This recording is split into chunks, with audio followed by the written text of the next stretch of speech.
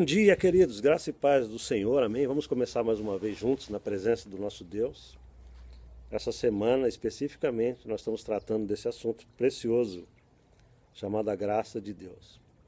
E hoje eu gostaria de ler para você um versículo do Evangelho de João, capítulo 1, versículo 17, onde a palavra de Deus diz o seguinte: porque a lei foi dada por meio de Moisés, a graça e a verdade vieram por Jesus Cristo. Esse versículo é impressionante porque ele fala o contraste entre a lei e Cristo. Ele diz assim: a lei veio por intermédio de Moisés, mas a graça e a verdade vieram por meio de Jesus Cristo. O contraste é o seguinte: a lei era uma coisa impessoal, ela foi enviada. O texto diz claramente, a lei foi dada por Moisés. Mas a graça é uma questão pessoal. Graça não é uma doutrina, graça é uma pessoa. Graça é Jesus, ele incorporou a graça. Portanto, o que esse texto está dizendo é que a graça veio.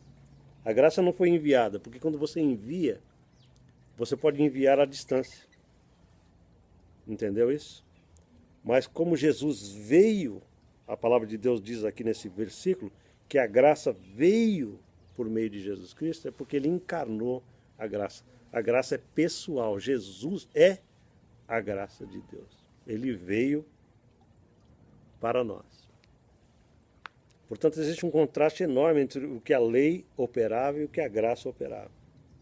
Ok?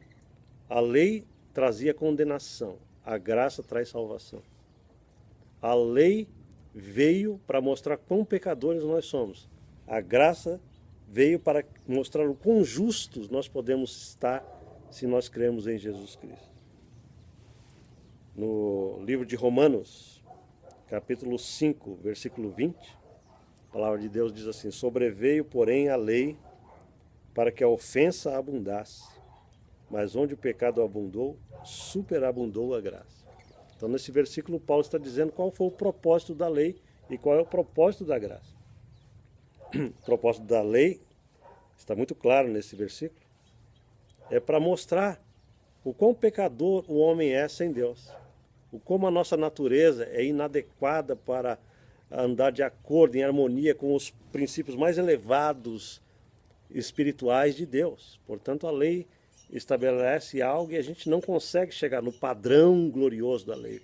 A lei só serve para isso, para mostrar o quão pecador nós somos e para mostrar que porque nós não conseguimos chegar no patamar de justiça que ela exige, nós, portanto, somos condenados como réus e culpados de todo o pecado. Mas a graça não. A graça veio para superabundar a lei, para transbordar em misericórdia.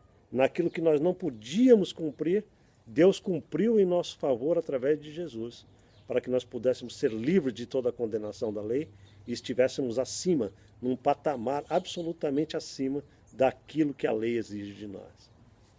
Então a graça, queridos, é algo extraordinário. É uma das coisas mais rejeitadas hoje no meio cristão, por incrível que pareça. Quando eu prego assim a graça, às vezes as pessoas ficam indignadas, algumas pessoas, achando que a gente está pregando alguma coisa contrária à realidade bíblica, e na verdade não é. A palavra de Deus é toda fincada na graça. A graça é a última doutrina de Deus, é a revelação suprema da graça e do homem da misericórdia, está na graça de Deus. Portanto, queridos, abra o seu coração nessa manhã, para que Deus fale ao teu coração de maneira profunda, que você não é devedor a Deus, que Jesus já pagou todos os teus pecados na cruz do Calvário, do passado, do presente e do futuro, para que você tenha liberdade, para que você não viva mais preocupado se você está agradando ou desagradando a Deus. A palavra diz no livro de Efésios que Deus nos fez agradáveis a Ele, de uma vez por todas. Não é você que tenta se fazer agradável todo dia, numa base diária, tentando fazer as coisas, indo para a igreja e tal, e pagando dízimo, e se esforçando. Eu não estou querendo dizer que essas coisas não são importantes. Ir na igreja é importante, você dar as suas contribuições são importantes, mas isso não faz com que você seja mais aceito por Deus, porque isso é uma mentira. Amém? Compreenda esse aspecto tão poderoso de Deus. Tudo já foi feito em seu lugar. Jesus já pagou o preço por você, já foi condenado por você. Todos os teus pecados já foram levados sobre ele de uma vez por todas na cruz do Calvário, para que você esteja livre dessa mentalidade de que você precisa fazer algo para ser salvo. Não, você precisa receber isso pela fé. E agora nós vamos começar a falar daqui para amanhã a importância da obediência. Por que nós temos que andar de acordo com essa realidade da graça de Deus, em obediência à palavra de Deus? Você vai perceber que a graça, ao invés de nos mandar para uma vida licenciosa, pecadora, e nos liberar para o pecado, pelo contrário, ela deve produzir em nós um coração santo, puro e completamente obediente àquilo que Deus é para nós, por causa do amor e por causa da resposta que o nosso coração tem que ter a essa graça gloriosa. Portanto, a graça nos habilita a obedecer, ao invés de nos expulsar e fazer com que nós sejamos negligentes e displicentes para com a vontade de Deus. Amém? No livro de Romanos, capítulo 6, versículo 1, a palavra de Deus diz assim: que diremos, pois? Permaneceremos no pecado para que seja a graça mais abundante? O apóstolo Paulo responde: de maneira nenhuma. Nós já morremos para o pecado. Portanto, essa mentalidade de que nós que pregamos a graça estamos ajudando as pessoas a viver de maneira mais libertina, mais pecaminosa, é uma grande mentira. Porque Paulo foi acusado no primeiro século de que ele estava pregando isso para que as pessoas pudessem pecar à vontade, para que elas tivessem licença para pecar. Mentira, as pessoas já têm licença para pecar. Elas vivem uma miséria, uma vida miserável, pecando, sem conhecer a graça. Isso é uma mentira. Pelo contrário, a graça, a revelação mesmo da graça, deve trazer a nós a consciência da superioridade que nós temos acima do pecado.